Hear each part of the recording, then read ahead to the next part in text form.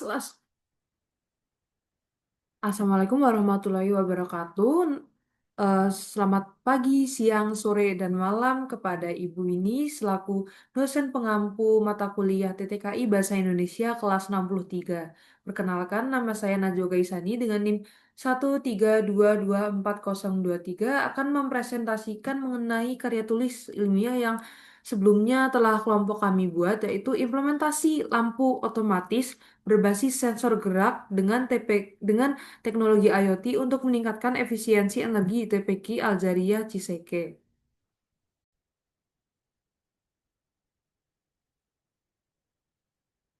Nah, mengapa kami memilih TPQ Aljaria Ciseke sebagai lokasi rencana implementasi kami?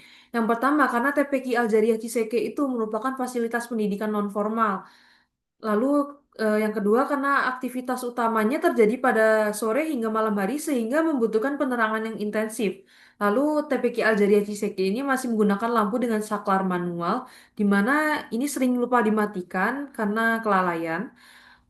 eh, Tiga hal yang sebelumnya saya ucapkan itu membuat TPK Aljaria Ciseke cocok untuk uji coba sistem otomatis ini. Nah, latar belakang dan tujuannya. Latar belakang dari penelitian ini adalah permasalahan pemborosan listrik di fasilitas pendidikan seperti TPQ. Banyak lampu dibiarkan menyala karena sistemnya masih manual. Untuk itu, kami menawarkan sistem otomatis yang menggunakan sensor gerak dan IoT agar lampu bisa menyala dan mati sesuai aktivitas manusia di dalamnya. Nah, tujuannya adalah membuat sistem otomatis lalu mengintegrasikannya dengan Internet of Things atau IoT, lalu mengevaluasi efektivitasnya terhadap penghematan energi. Nah, apakah sistem ini benar-benar efektif untuk menekan penggunaan energi listrik dan menekan biaya operasionalnya? Selanjutnya, rumusan masalah. Kami secara garis besar, ada tiga hal utama yang jadi rumusan masalah kami. Pertama, bagaimana merancang sistem lampu otomatis yang berbasis sensor gerak. Lalu, bagaimana menghubungkan sensor itu dengan teknologi IoT. Lalu, seberapa besar efisiensi energinya dalam penghematan listrik. Nah, metode yang kami gunakan yaitu kualitatif deskriptif berbasis studi literatur. Jadi kami tidak membuat alat secara langsung, tapi merancang sistemnya berdasarkan teori dan hasil penelitian sebelumnya yang akurat. Nah, komponen yang saya butuhkan yaitu pertama ada sensor peer atau pasif infrared, lalu ada microcontroller Node MCU ESP8266 sebagai pemrosesan data dan koneksi WiFi, serta ada modul relay dan lampu LED, dan sistem ini diprogram lewat Arduino ID dan bisa dikontrol melalui platform IoT. Nah, cara kerja sistemnya ini cukup sederhana. Yang pertama, jika sensor peer atau sensor gerak tadi mendeteksi gerakan manusia dalam suatu ruangan, maka lampu itu akan menyala.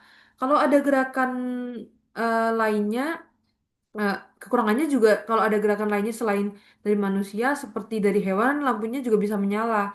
Nah, lalu selanjutnya jika tidak ada gerakan atau ruangan kosong, maka lampu mati secara otomatis. Nah, semua ini dikendalikan oleh Node MCU dan bisa dipantau serta dikontrol eh, dengan jarak jauh melalui platform IoT. Nah, hal ini membuat sistem ini sangat cocok untuk ruangan-ruangan di TPQ yang sering kosong tapi lampunya lupa dimatikan. Hasil implementasinya, sistem ini berhasil dirancang secara teoritis dan telah diimplementasikan dalam bentuk desain sistem. Sensor peer dan microcontroller saling berkomunikasi dengan baik. Respon lampu terhadap gerakan juga cukup cepat dan real time. Sistem ini dinilai layak di tempat seperti TPG Aljaria yang aktivitasnya banyak terjadi di sore hingga malam hari. Nah, manfaatnya apa nih? Yang pertama, sistem ini dapat menekan penggunaan listrik dan energi lebih dari 60%. Selain itu, eh, masih berhubungan dengan manfaat yang pertama, hal ini juga dapat mengurangi biaya operasional dan tagihan listrik dari TPQ. Lalu, sistem ini juga praktis, tidak butuh saklar manual, kita tidak perlu menyala matikan lampu, kita hanya masuk lalu lampu menyala dengan otomatis dan keluar lalu lampu mati dengan otomatis. Nah, Sistem ini juga ramah lingkungan dan mempromosikan green energy yang berkelanjutan. Selanjutnya, analisis SWOT mengenai sistem ini.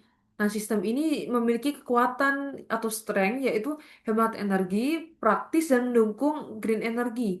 Lalu weakness-nya, namun sistem ini tergantung ke koneksi internet dan perlu kalibrasi sensor secara berkelanjutan.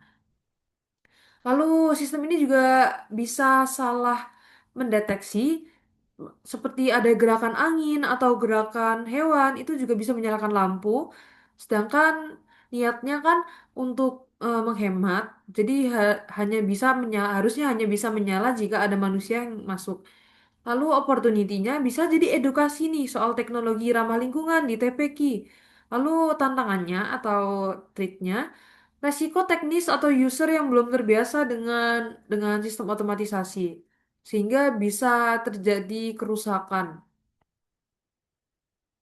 Nah, tantangan dan saran. Tantangannya, jika WiFi lemot, sistemnya ini telat menyala. Jadi sistemnya ini membutuhkan WiFi yang stabil untuk untuk melakukan kerjanya. Lalu sensor juga kadang terpicu gerakan hewan atau gerakan angin sehingga lampunya bisa menyala dan itu juga bisa memicu terjadinya pemborosan. Lalu user atau pengguna TPQ juga belum terbiasa dengan otomatisasi dan teknologi modern seperti ini.